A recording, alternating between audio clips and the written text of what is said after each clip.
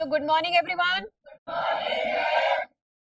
अभी हमने last class तक वन वर्ड सब्स्टिट्यूशन की अगर बात करें तो वो कवर अप कर लिए हैं। अब आगे हम कैरी फॉरवर्ड करेंगे। अभी तक जितना पढ़ाया है उसमें से किसी को कोई डाउट है पर्टिकुलर? नहीं है, वेरी गुड। अच्छा, मैं कुछ क्वेश्चंस पूछ लेती हूँ फिर आपसे, अगर आपको डाउट नहीं है। ऐसा पर्सन जो मतलब शादी नहीं करना चाहता है उसके लिए क्या वर्ड यूज करेंगे पर्टिकुलर? बेटा इंग्लिश में वन वर्ड सब्स्टिट्यूशन बताना है आप मुझे। Celibacy, very good. अच्छा, जिसकी आइडेंटिटी हिडन हो, जिससे पूछो वही बताएगा, ठीक है? हाँ। सौरभ आप चुप रहे हो बेटा, आप ही बता दीजिए। जिसकी आइडेंटिटी हिडन हो क्या बोलेंगे उसके लिए? नेक्स्ट, हिमांशु। क्या? अच्छा, पुष्पेंद्र। लवेश। ठीक है। हरेंद्र। अभिषेक। नहीं नहीं पता है। पलक। योजना। इसकी आइडेंटिटी हिडन हो, ये तो बहुत कॉमन वर्ड है। एनोनिमस। ये मैंने कितनी बार बताया है आप लोगों को, एनोनिमस का मीनिंग क्या होता है? आइडेंटिटी हिडन होना। अगर मैं यहाँ पे ये बोलूं कि हमारे क्लास में लीडर्स बनाए जा रहे हैं, एज फॉर एग्जाम्पल हमने किसी बच्चे का नाम लिया कि यहाँ से सौरभ बन रहा है, गर्ल्स में से बेटा आपका नाम क्या है? शगुन। ये लीडर बनाए जा रहे हैं। अब आपको वोटिंग करनी है कि बॉयज में से लीडर होगा या गर्ल्स में से लीडर होगी। पूरी क्लास के लिए कोई एक लीडर चूज किया जाएगा। अब उस टाइम पे आप लोगों के जो वोट्स हैं वो एनोनिमस रहेंगे। पर्टिकुलर आप वोट देते हैं, पता नहीं चलेगा कि हमारे पास लवेश ने किसको वोट दिया, योजना ने किसको वोट दिया, मोनिका ने किसको दिया, आइडिया नहीं लगेगा किसी को। तो उसमें आप वहां पे अपना गेम प्ले कर सकते हैं। भाई आपको जो सही लग रहा है कि ये बेटर रहेगा, उसको वोट दे सकते हैं। अगर सामने वोट हो, पता चल जाए किसने किसको वोट दिया है, तो वहीं लड़ाई दंगे होने लग जाएंगे। समझ में आई बात? अगर चुनाव होता है उसमें भी तो एनोनिमस वोट ही तो होता है। अगर एनोनिमस नहीं हो बेटा, सामने हो, तो फिर क्या होगा? फिर दो दो पार्टियों से संबंध में नहीं रह सकते ना कि नहीं ये इसके भी सपोर्ट में है, इसके भी सपोर्ट में है। होता है कि नहीं होता? अब जैसे चुनाव के टाइम पे आपके घर पे सारे अभिनेता नेता जो भी है वो सारे आपके पास आएंगे। आप बोलोगे हाँ आपको ही वोट देंगे, हर बार में आपको ही वोट देने वाले हैं, जाके किसी और को देके आ गए। तो ऐसा क्या होता है, वो अनोनिमस है हमारे पास, जिसकी आइडेंटिटी हिडन हो। अब आगे स्टार्ट करते हैं, बता दीजिएगा लास्ट टाइम तक कहां तक कर लिया हमने? ये हो गया था पेसिमिस्ट। ओमनीवरस में बता चुकी हूँ कि ओमनीवरस कौन होते हैं? जो प्लांट्स और एनिमल्स दोनों को खाते हैं। अच्छा, एक बात आंसर कीजिए, हर्बीवोर्स किसको खाते हैं? प्लांट्स को। हर्बीवोर्स का कोई एग्जांपल? डियर और कहां से भी एक दो बोला था? गाय, ठीक है, वेरी गुड। नेक्स्ट हमारे पास में नेक्स्ट आएगा ओमनीवोर्स। ओमनीवोर्स कौन होते हैं? जो हमारे पास बेटा साइलेंट, जो हमारे पास में प्लांट्स और एनिमल्स दोनों को खा रहे हैं। अगर मैं कार्निवोर्स की बात करूं तो जो सिर्फ मीट ईटर्स है वो किस में आएंगे? कार्निवोर्स में। ये याद रखना, मीट ईटर्स में कौन आता है? लायन आ जाएगा। ओमनीवोर्स में कौन आएगा बताइए? डियर और ह्यूमन बींग आ सकते हैं, वेरी गुड। अब आगे देखते हैं।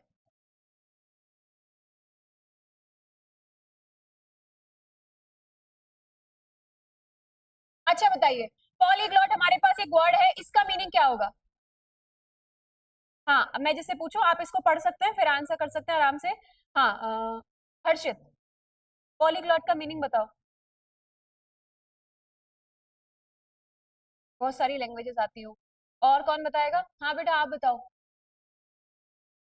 आपके पीछे।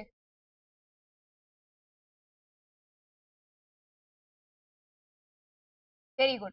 तो हमारे पास में पॉलीग्लॉट का मीनिंग क्या हो जाएगा? दोनों ने ही सही बताया है। आप देखने के बाद तो आंसर बता सकते हैं, बट आई जस्ट वांट कि आप यहाँ से एटलीस्ट पढ़ करके ट्राई तो करें। इसका मीनिंग क्या होगा? जो हमारे पास में जिसको मल्टीपल्स लैंग्वेज आती हो, उनके बारे में जानता हो और उनको यूज भी करता हो। अब आप में से किस किस को मल्टीपल ऑफ लैंग्वेजेस आती हैं? ऐसा कोई पर्सन है जिसको एक से ज्यादा लैंग्वेज आती हो? ब्रज, ब्रज बेटा एक्सेंट है, ब्रज को काउंट मत कीजिएगा। ब्रज बोली में आता है, ब्रज कोई भाषा नहीं है, ये ध्यान रखनी है। हाँ बताइए, हिंदी के अलावा क्या क्या लैंग्वेज आपको आती है? इंग्लिश, इंग्लिश के अलावा और बताओ। हरियाणवी। और अभी बताया है कि ब्रज बोली में आता है, एक्सेंट है वो, that is not a language. अच्छा, बाहर कोई आपको ऐसे आता, कोई जापानीज आती है आपको कोई, या और कुछ? कुछ कुछ वर्ड्स आते हैं। तो उसमें क्या हुआ, आपको एक तरीके से पॉलीग्लॉट में कंसीडर कर सकते हैं, बिकॉज आप, ये तो मैं बोल सकती हूँ कि आपको इंग्लिश आती भी है मोहित, नॉट यूजिंग दैट। तो एट द सेम टाइम आपको लैंग्वेजेस आनी भी चाहिए और उनको यूज भी करना है, तो वो होता है हमारे पास में पॉलीग्लॉट। नेक्स्ट वर्ड पे आते हैं। हाँ, 2 से ज्यादा बोल सकते। हिंदी इंग्लिश तो ऑलमोस्ट सबको ही आती है। नेक्स्ट वर्ड हमारे पास है फिलेटेलिस्ट। इसके लिए बताइए फिलेटेलिस्ट का मीनिंग क्या होगा? A person who collect postage stamps. अगर हमारे पास आपको पता हो पोस्टेज कुछ स्टैम्प्स होते हैं, जब आप पोस्ट करने जाते हो उस पर स्टैम्प भी लगता है, उनको जो कलेक्ट करता हो। मैंने आपको बताया था कलेक्शन किसी भी चीज का हो सकता है, आपका अपने ऊपर चॉइस है कि आप किसका कलेक्शन कर रहे हैं। जो पोस्टेज स्टैम्प्स का करेगा उसको क्या बोलेंगे? फिलेटेलिस्ट। समझ में आ गई बात यहाँ तक? नेक्स्ट वर्ड दिखता है।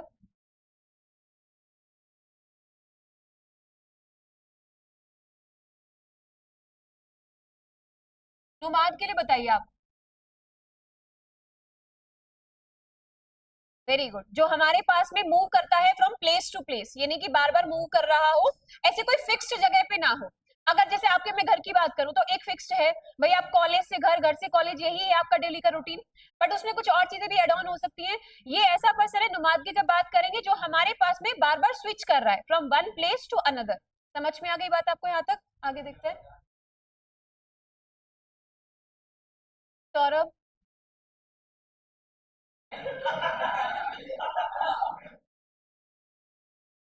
बस बहुत है, इनफ है ये, ठीक है। नेक्स्ट देखते हैं। अब हमारे पास में आ जाएगा क्या? नेक्स्ट वर्ड क्या है हमारे पास बताइए? मिसोगिनिस्ट। अगर इसकी बात करेंगे, इसका क्या होता है? The person who hates women. ऐसा पर्सन जो हमारे पास में वुमेन को हेट करता हो, दैट इज कॉल्ड मिसोगिनिस्ट। अब इसमें देखिए, अब यहाँ पे क्या है? अब ऐसा नहीं है कि भाई कुछ आपने अगर सीरियल किलर देखे हो या फिर कुछ ऐसे आपने, अगर आप सीआईडी वगैरह कुछ देखते हो तो उसमें हमारे पास कुछ ऐसे सीरियल किलर आते हैं जिनको वुमेन बिल्कुल पसंद ही नहीं है, तो जो देखा उसी का मर्डर, है ना? क्राइम पेट्रोल बेटा जो भी है। एक और आता है कुछ, मुझे याद नहीं आ रहा। हाँ यही है जो मोहित बोल रहा है, ऐसा कुछ नाम पता नहीं क्या। सावधान इंडिया, हाँ। तो उसमें क्या होता है, जो सीरियल किलर जो होते हैं उनका मेन माइंडसेट ये, बॉयज साइलेंट, मेन माइंडसेट हमारे पास ऐसा होता है। और वो बेटा एक मेंटल प्रॉब्लम भी है। ऐसा नहीं है किसी पर्सन को आप हेट कर रहे हो विदाउट एनी रीजन तो वो मेंटल स्ट्रेस नहीं है, मेंटल प्रॉब्लम नहीं है, तो उसको साइकाइट्रिस्ट को दिखाना चाहिए at the same time. Next word पे आते हैं। साइकाइट्रिस्ट क्या होता है पता है आप लोगों को?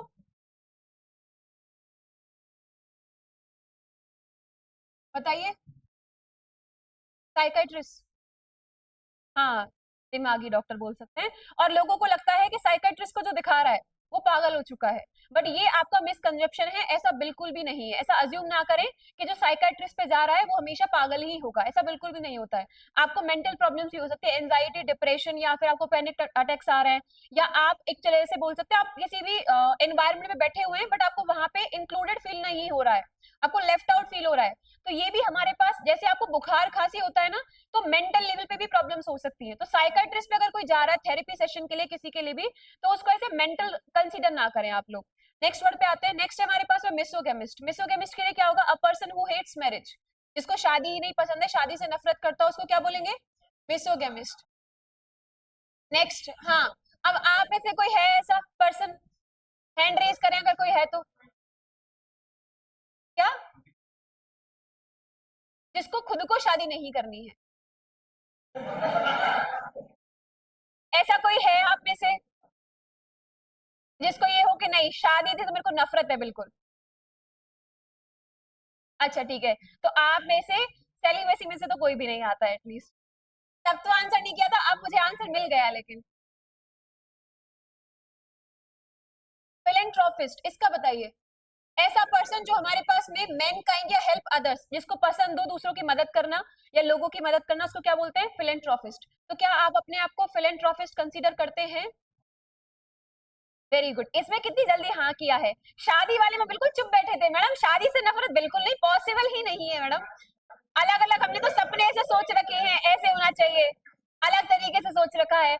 यहाँ आपने बड़ी जल्दी हाँ किया है। तो फिलेंथ्रोपिस्ट का मीनिंग क्या होता है? एक ऐसा पर्सन जो हमारे पास में मैन काइंड को या बाकी को हेल्प करना उसको अच्छा लगता हो। अब वो किसी भी रीजन में हो सकता है, किसी भी सिचुएशन में हो सकता है। अगर आपको पता चला, मान के चलिए आप रास्ते में जा रहे हैं, किसी की स्कूटी खराब हो गई, बाइक खराब हो गई, कुछ भी है, तो आपने उसको हेल्प कर दिया, या हमारे पास पेट्रोल खत्म हो गया तो पीछे से पैर लगा करके उसको लेके जा रहे हैं पेट्रोल पंप तक, मैंने देखा है एक्चुअली में उन लोगों को करते हुए ऐसा, वहां पे भी फिजिक्स यूज होती है, तो वो भी आप फिलेंट्रोपिस्ट में कंसीडर कर सकते हैं। आपको लगा आपके दोस्त के पास पेन नहीं है तो आपने खुद ना लिख करके अपना पेन अपने दोस्त को दिया, वो भी फिलेंट्रोपिस्ट है, क्योंकि आपको खुद को नहीं लिखना है, आपको उसको दे दो, हाँ तू लिख इसमें। या फिर मान के चलिए दोनों के पास ही पेन नहीं है तो आपने अपने साइड वाले दोस्त से चोरी कर ली पेन की, तो आपने उसका भला किया कि वो लिखे नहीं, तो वो भी फिलेंट्रोपिस्ट में कंसीडर नहीं करेंगे, ध्यान रखना। आगे देखते हैं।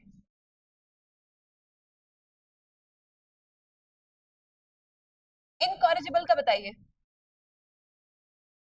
अ person who can not be corrected और इम्प्रूव, तो हमारे पास में इनकॉरिजिबल की जब बात करेंगे जिसको करेक्ट ना किया, जैसे मान के चलिए हम बोल सकते हैं करेक्ट नहीं किया जा सकता या इम्प्रूव नहीं किया जा सकता। ऐसा भी हो सकता है जैसे अगर मैं क्लास में, बेटा साइलेंट, क्लास में मल्टीपल्स ऑफ स्टूडेंट्स को पढ़ा रही हूँ, आप ही नहीं है बाकी और जगह भी क्लासेस होती हैं, तो उसमें से कुछ बच्चों की मेंटेलिटी ऐसी होती है कि हमें करेक्ट नहीं होना है, उनको लगता है वो सही है हर बात में। अब मैं ये नहीं बोलती हूँ कि अगर मैं पढ़ा रही हूँ तो अगर 90 स्टूडेंट सामने है तो 90 को समझ में आएगा, पॉसिबल नहीं है, सबका माइंडसेट अलग अलग है। अब मैं उसमें ये तो नहीं है आके ये बोलूँ नहीं मैं तो अच्छा पढ़ा रही हूँ आपको समझ आना चाहिए, मैं अच्छा पढ़ा रही हूँ या ना पढ़ा रही हूँ उसका डिपेंड करता है आप लोगों के ऊपर। पॉसिबल हो सकता है कि आपको मेरा मेथड ना समझ में आए, ये भी पॉसिबल है कि आपको बहुत अच्छे से समझ में आए या मिड में हो। तो अब वहां पे कुछ बच्चे ऐसे भी आते हैं जिनका ये माइंडसेट होता है कि नहीं आपने जो पढ़ा दिया ठीक है बट मेरी माइंड में जो ऑलरेडी नॉलेज है मुझे वो चेंज नहीं करनी है, तो ऐसे बच्चों को मैं इंप्रूव नहीं कर सकती हूँ, मैं चाहे कितने भी अपनी तरफ से एफर्ट्स लगाऊं। तो इस टीचिंग में या स्टडीज की भी बात करें तो उसमें एफर्ट्स दोनों साइड से होते हैं। अब मैं यहाँ से 200% लगाऊं 100% लगाऊं सामने से मुझे एफर्ट्स नहीं दिख रहे हैं तो उसका कोई सेंस नहीं है। तो आपको एक चीज याद रखनी है कि पॉसिबल है कि आपको मेरा पढ़ाया ना समझ में आए या बहुत अच्छे से समझ में आए, तो आपका जो भी ओपिनियन है एटलीस्ट आप मेरे साथ शेयर करें कि मैम अगर आप इस तरीके से इस टॉपिक को पढ़ाओगे तो हमारे लिए और बेटर होगा।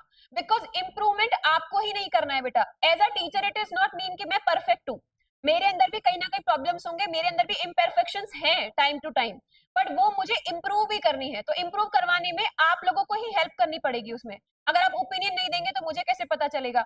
अब मेरे पास कोई जादुई शक्ति तो है नहीं जहाँ पे मैं आपका माइंड पढ़ लूं कि आप बैठे बैठे क्या सोच रहे हैं, वो तो पॉसिबल नहीं हो सकता है। मोहित साइलेंट, तो वो तो पॉसिबल नहीं है कि मैं आपका माइंड पढ़ लूं। तो आपको अगर दिमाग में कभी भी आए कि ये अगर हमें नहीं समझ आया आपका, ये हमें थोड़ा आपको चेंज करना चाहिए, आपने इस तरीके से बोला वो चेंज करो, तो आप मुझे एटलीस्ट बताइए, but in a respectful manner, ऐसा नहीं मैडम बदलो इसको, ऐसे नहीं बेटा, रिस्पेक्टफुल मैनर में, बिकॉज मैं भी आपसे ऐसे इनरिस्पेक्टफुली बात नहीं करती हूँ। अब आगे देखते हैं हमारे पास, जो भी करेक्ट नहीं किया जा सकता या इंप्रूव नहीं किया जा सकता उसके लिए क्या बोलेंगे, इनकॉरिजिबल। नेक्स्ट वर्ड पे आते हैं, एल्ट्रुइस्ट की बात करते हैं। एल्ट्रुइस्ट का मीनिंग क्या हो जाएगा हमारे पास, a person who care for others welfare, जो हमारे पास में ऐसा कोई पर्सन जो दूसरों के बारे में सोचता हो, उनके वेलफेयर के रिगार्डिंग सोचता हो।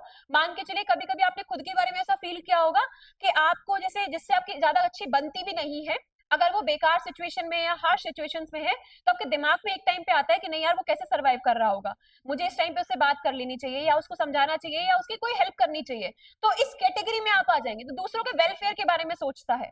या फिर मान के चलिए आपको पता चला कि भाई आपकी जिससे नहीं बनती है उसका कोई भी फैमिली सिचुएशन चल रही है, कोई फैमिली प्रॉब्लम है, तो आप वहां पे सोच रहे हैं उसकी हेल्प करने के रिगार्डिंग आपके दिमाग में आ रहा है, तो आप इस कैटेगरी में आएंगे। बात समझ में आ गई आपको, अलग अलग वर्ड का अलग अलग मीनिंग है।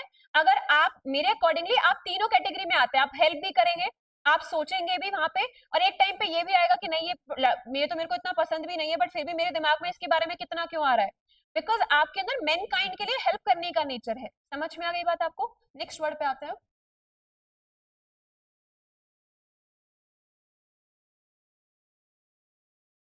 नेक्स्ट वर्ड है हमारे पास में एरिस्टोक्रेसी। एरिस्टोक्रेसी की बात करेंगे, गवर्नमेंट बाय द नोबल्स, हमारे पास में नोबल्स के थ्रू अगर गवर्नमेंट के रिगार्डिंग बात करें कुछ इसमें आता है। ये वर्ड जो है ना थोड़ा कॉम्प्लिकेटेड वर्ड है। अगर यहाँ पे आपको बोला जाए गवर्नमेंट बाय द नोबल्स, हमारे पास जैसे बताया जाता है नोबल्स में कि गवर्नमेंट इस तरीके से है, ऐसे उसको एक्सप्लेन किया गया है, तो वो इसके अकॉर्डिंगली है। अब ऐसा नहीं है चीजें जैसे चल रही है वो आपको दिखाई जाए, जैसे आपको जो मीडिया पे शो किया जाता है जो एक्चुअल में होता है वो कंप्लीटली डिफरेंट होता है। अगर आप बात करेंगे आपको प्रॉपर मेन मुद्दे से तो भटका करके फिर अलग चीज दिखाई जाती है, तो नोबल्स के थ्रू जो गवर्नमेंट है वही हमारे पास किस में आएगा, एरिस्टोक्रेसी में। यहां तक समझ में आ गया आप लोगों को। तो आज बेटा इतना ही पढ़ेंगे, क्लास एंड करते हैं हम।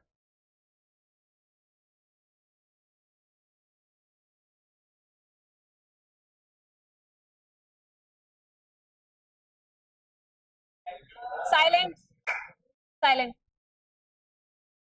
Don't start this right now. हाँ, तो अभी क्लास के लिए बात कर लेते हैं। मेन चीज जिसका आप वेट कर रहे थे ऑलमोस्ट, बिकॉज मैम इतनी सुबह से आ गई है, मैम ने हैप्पी चिल्ड्रंस डे भी नहीं बोला है हमें, है ना, ऐसा चल क्या रहा है। तो ऐसा नहीं है मुझे याद नहीं है। फर्स्ट ऑफ ऑल तो अभी इसको एक बार फिनिश कर लेते हैं, then I will talk to you. Every child is a different kind of flower and all together make this world a beautiful garden. तो I have to tell you one thing, wait a minute. आपकी freshers भी हुई थी, उस time पे भी मुझे बोलने का मौका नहीं मिल पाया, but now I will tell you कि आप लोग जो थे उस दिन इवेंट में, फर्स्ट थिंग तो बहुत सुंदर लग रहे थे, है ना, सभी लोग। And when you are standing on stage I can feel, हाँ, एक्चुअल में you are looking like a student, properly तैयार हो किया। इतना एफर्ट्स पुट करना, it's not a easy thing. और मेरे लिए आप सभी एक तरीके से फ्लावर की तरह हैं और साथ में मिलकर के गार्डन बना रहे हैं। And I literally love gardens, मुझे विजिट करना भी ज्यादा पसंद है उनको। तो first of all wish you a very happy children's day. आप लोग इसी तरीके से मुस्कुराते रहें और ऐसे ही खुश रहें और मुझे ऐसे ही परेशान करते रहे, बिकॉज आप परेशान करते तभी ठीक है, बट एक लिमिट में, ठीक है। That's it for today. ध्यान रखिएगा, take care, have a nice day.